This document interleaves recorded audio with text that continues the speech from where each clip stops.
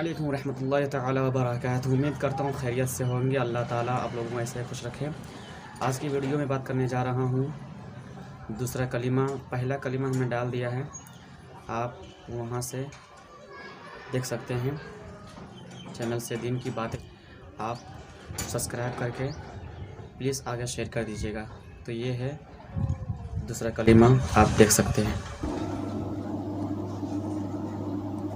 अशहदु अल्ला इलाहा इल्लल्लाहु वहदहु ला शरीका लहू व अशहदु अन्ना मुहम्मदन अब्दुहु व रसूलुहु।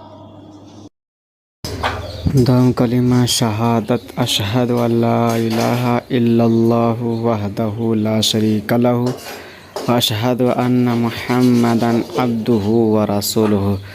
तर्जमा, मैं गवाही देता हूँ कि अल्लाह के सिवा कोई माबूद नहीं है, वो अकेला है, उसका कोई शरीक नहीं। और मैं गवाही देता हूँ कि बेशक हज़रत मुहम्मद सल्लल्लाहु अलैहि वसल्लम अल्लाह के बंदे और रसूल हैं।